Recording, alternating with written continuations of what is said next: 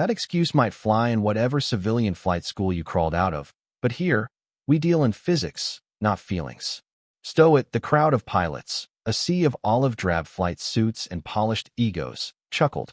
It was a low, predatory sound, the kind of laughter that reinforces a pecking order. They were sharks, and Captain Davies, the instructor with a voice like gravel and a jaw permanently set in a sneer of superiority, had just scented blood in the water. But the target of his derision, the small-statured woman in the simulator chair, offered no reaction. No flush of anger, no defensive retort, no flicker of humiliation in her dark, steady eyes. She simply gave a single, almost imperceptible nod, her focus already back on the glowing instrument panel before her. Her hands, resting on the cyclic and collective controls of the simulated advanced helicopter, were perfectly still, a study in placid efficiency. They were not the hands of a novice, but the pilots standing behind her, preening in the reflected glory of Davies's arrogance, saw only what they wanted to see. An outsider, a woman in their world, someone whose quiet demeanor they mistook for weakness. They saw her unassuming flight suit, devoid of the flashy, unauthorized patches that many of them sported. They saw her hair, pulled back in a severe, regulation bun that spoke of discipline, not flair. They saw a blank slate onto which they could project their own insecurities and assumptions. But when the grizzled Master Chief, observing from the shadowy corner of the control room, saw her posture, a subtle shift in her spine as she settled into the chair, a familiar and almost forgotten alignment of professional readiness, he didn't see a rookie. He saw a ghost. He saw a legend he'd only heard stories about. The Master Chief leaned forward, his eyes narrowing on the small monitor that displayed her biometrics. Her heart rate was as slow and steady as a sleeper's. The room's tension was a physical thing, a pressure that should have registered, yet her vital signs painted a picture of absolute, almost inhuman, calm. If you believe that the quietest person in the room is often the most dangerous, that true confidence needs no announcement, type silence below. The condescension from Captain Davies continued to drip like acid into the sterile air of the simulation bay. He paced behind her chair, his voice a weapon meant to unnerve and dismantle. "You see, folks," he announced to the assembled pilots, his tone magnanimous, as if delivering a profound lesson.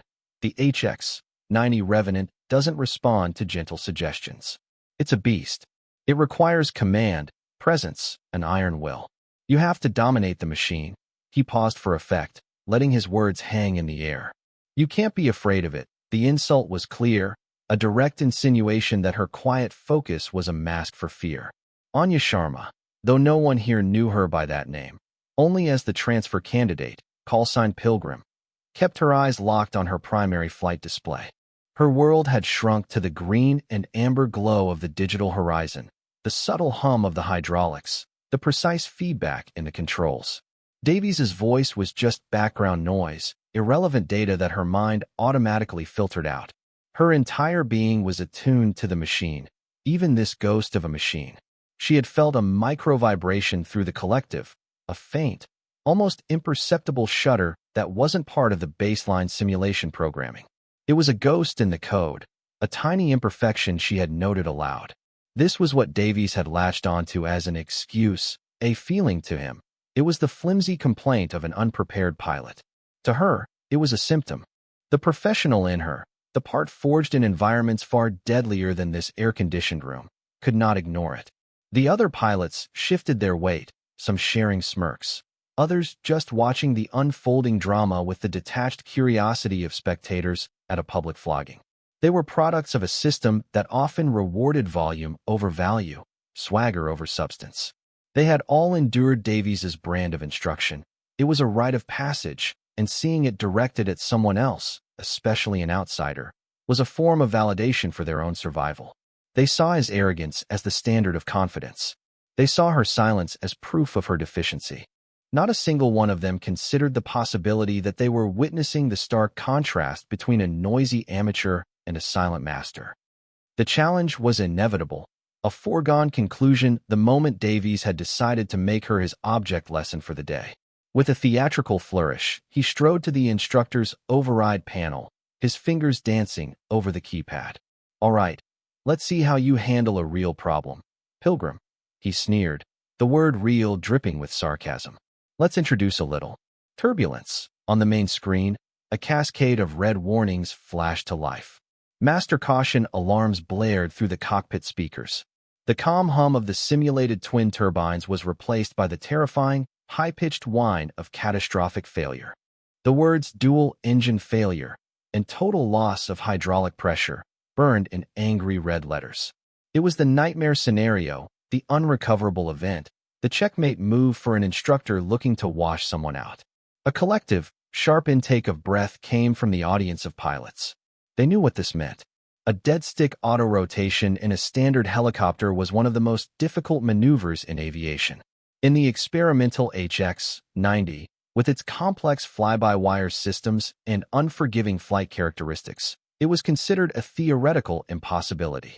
The manual literally stated, in the event of dual-engine failure at low altitude, egress is the only viable option. Davies had just handed her a death sentence. Yet, Anya Sharma did not flinch. While the room held its breath, expecting panic, she began to move. There was no rush, no frantic energy. Her actions were a symphony of practiced economy. Her left hand eased the collective down, maintaining rotor RPM in the narrow green band of life. Her right hand nudged the cyclic, pitching the nose down to maintain airspeed. Her feet, light on the anti-torque pedals, kept the dying aircraft from spinning into oblivion. Each movement was precise, minimal, and perfectly timed, flowing one into the next with the grace of a surgeon or a concert pianist. It was a choreography of survival, burned into her nervous system by thousands of hours of flight, hundreds of them in actual life-or-death situations that would have shattered the composure of every other person in that room. The silence that followed was absolute, a perfect and profound void that swallowed the preceding alarms and the lingering echo of Davies's arrogance. It was a silence filled with the weight of impossibility. On the massive screen that mirrored the simulator's view, the HX-90 helicopter sat perfectly still, its skids resting exactly on the runway's centerline. The digital readout in the corner of the display, the one that measured landing impact, flashed a number so low it was almost unbelievable, 12 GS. It wasn't a crash. It wasn't even a hard landing. It was, by every metric the multi-million-dollar simulator could measure, a perfect touchdown. The assembled pilots stared, their mouths agape, their minds struggling to process what they had just witnessed. They had seen a ghost land a machine that was not supposed to fly without power. They had seen a theoretical impossibility executed with the casual grace of a routine maneuver. The nervous laughter was gone, replaced by a thick, shared awe. Captain Davies stood frozen by the instructor's panel, his face a pallid mask of disbelief. His jaw, usually set in a confident line, hung slack. The smug certainty had evaporated, leaving behind a raw, naked shock. He looked from the perfect landing on the screen to the calm woman in the pilot's seat, and for the first time, a sliver of doubt, cold and sharp, pierced his formidable ego. "No," he whispered, the word barely a breath. That's not possible," but the data didn't lie. The telemetry scrolling on a side monitor confirmed it. Rotor RPM, maintained. Airspeed, perfect. Rate of descent, flawless. It was a textbook execution of a maneuver that had no textbook. And then, Anya spoke, her voice even and devoid of any triumph. It was the voice of a technician filing a report. "The vibration I noted earlier," she said, her gaze still fixed on the now stable instruments, was a precursor symptom of a latent hydraulic fracture in the primary servo manifold.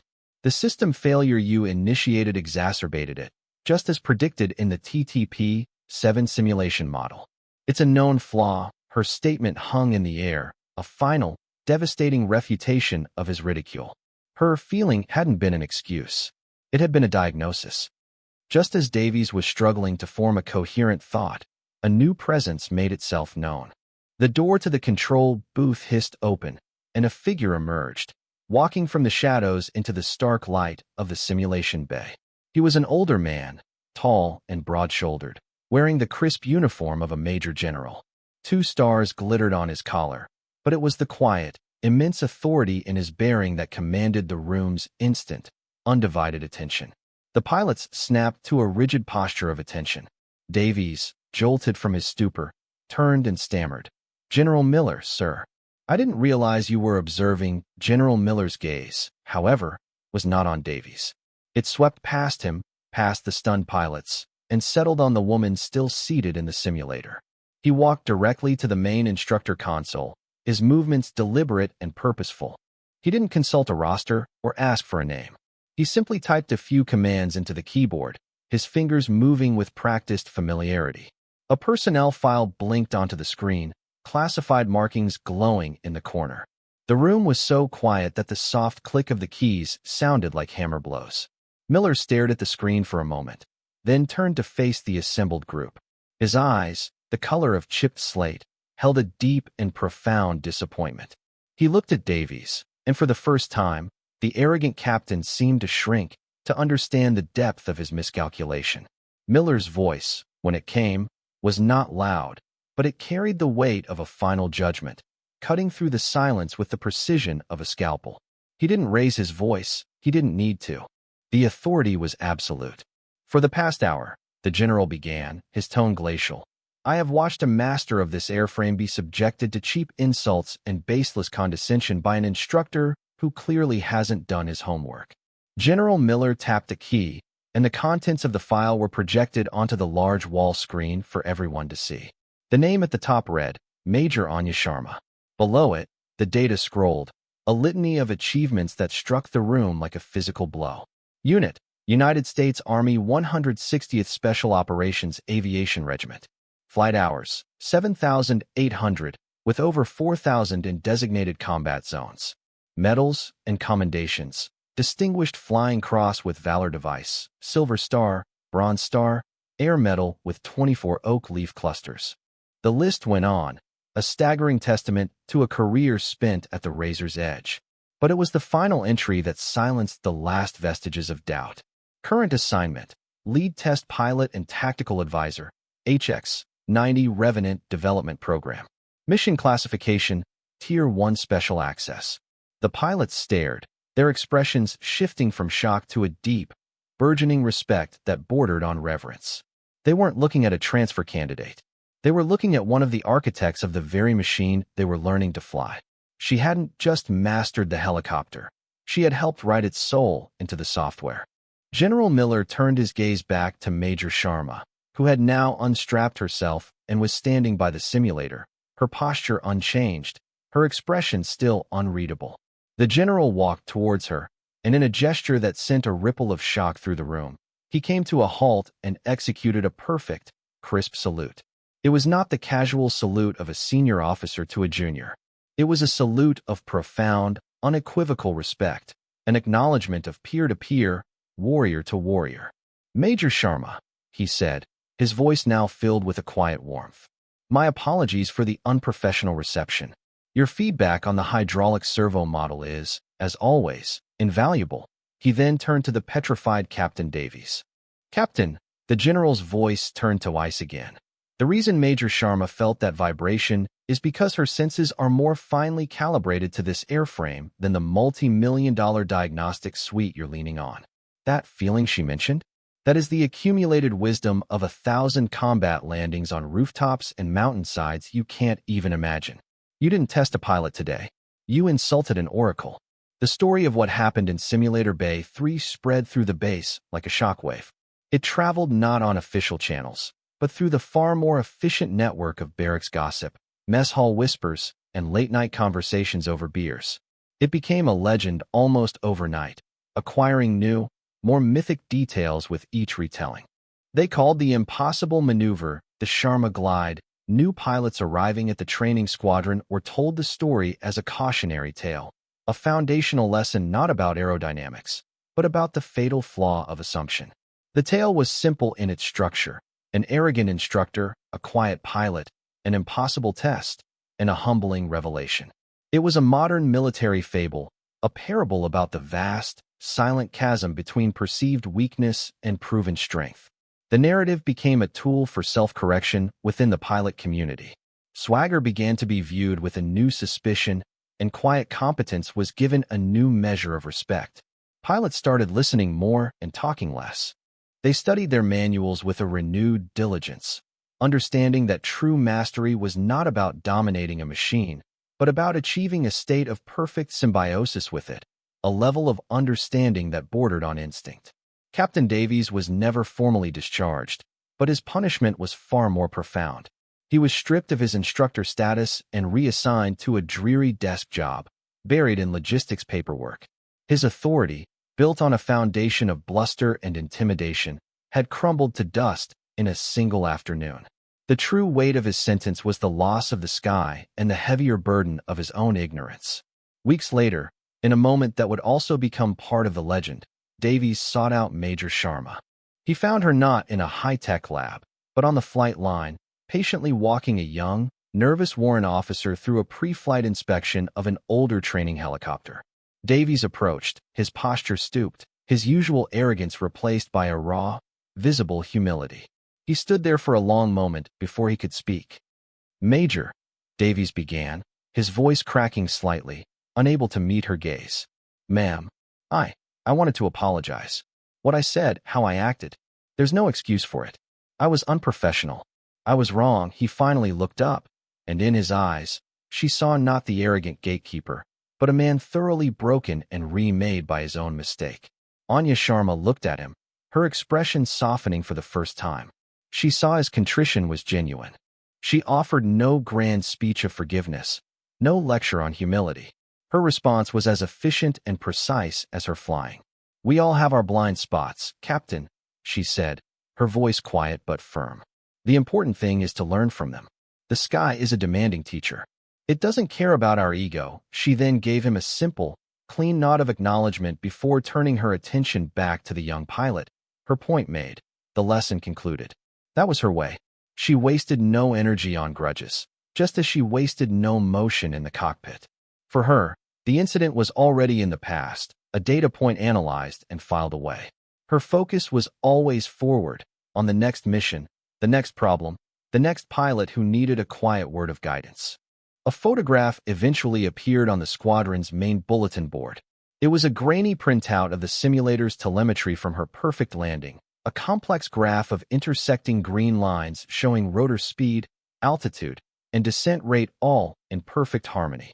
Someone had scrawled across the top in black marker, "The Sharma glide. Perfection is the standard." It became a sacred text for the trainees, a visual reminder that the highest standards were not just achievable, but had been demonstrated by the quietest professional they had ever known. The legend wasn't about her medals or her classified past. It was about that one silent, perfect act of competence that had spoken louder than any boast ever could. A year passed, and the cultural landscape of the training squadron was unrecognizable. The old guard of chest-thumping instructors had been quietly phased out, replaced by a new generation of leaders who understood that the best pilots were not always the loudest. The training syllabus itself had been rewritten, incorporating many of Major Sharma's diagnostic insights and tactical recommendations. The simulators were tougher, the scenarios more realistic, the standards higher. As a result, the pilots graduating from the program were more skilled, more thoughtful, and more prepared for the realities of modern aviation warfare. The story of the Sharma glide was now an official part of the orientation for all new arrivals. It was told not to shame Captain Davies, who had since requested a transfer to a remote administrative post, but as a core lesson in the squadron's new philosophy. It was a story about the danger of assumptions and the virtue of humility. It taught them to look beyond the surface, to measure a fellow warrior by the steadiness of their hands and the focus in their eyes, not the volume of their voice. Major Sharma herself remained, at her own request, as an advisor. She preferred the role of mentor to that of commander, finding more value in shaping the next generation than in collecting more accolades for herself. She was a silent, steady presence on the flight line, her unassuming figure a constant reminder of the true nature of professionalism. She taught that a real legacy is not a list of accomplishments etched onto a plaque, but a standard of excellence that is passed on, that continues to move forward in the actions and attitudes of others. Her presence had transformed the institution from the inside out, not through orders and directives, but through a single, undeniable demonstration of superior skill. The quiet competence she embodied had become the new cultural bedrock. The memory of that day in the simulator became a touchstone for the entire base. It served as a powerful allegory for a truth far older than aviation itself, that true worth is proven in the crucible of action, not in the court of opinion. The shrapnel scar that traced a thin, silver line along her forearm, a detail General Miller had mentioned when recounting one of her medal citations, became a potent symbol. It was a mark she never spoke of, a piece of her history hidden beneath her flight suit. It was a silent testament to a reality that loud words could never capture. That scar had been earned in a storm of steel and fire, in a moment where survival depended not on bravado, but on a clarity of mind and a perfection of skill that few could ever comprehend. It spoke of a world where excuses were fatal and only precision mattered. It was a truth etched into her very skin, and in the end, it was that silent, unseen scar that spoke with more authority than any rank or reputation. Her legend was a quiet one, but it was enduring. It taught a generation of warriors that respect is not demanded, it is commanded by competence. It is earned in the silence of intense focus and paid in the currency of flawless execution. True strength doesn't need to announce its arrival. Its impact is simply felt by all who witness it. Her story became a reminder that in the moments that matter most, when the alarms are screaming and the systems are failing, the person you want in the chair is not the one with the loudest voice, but the one with the calmest hands. For more stories where quiet competence triumphs over loud arrogance, and where silent strength defines their worth, subscribe to Unknown Heroine Stories.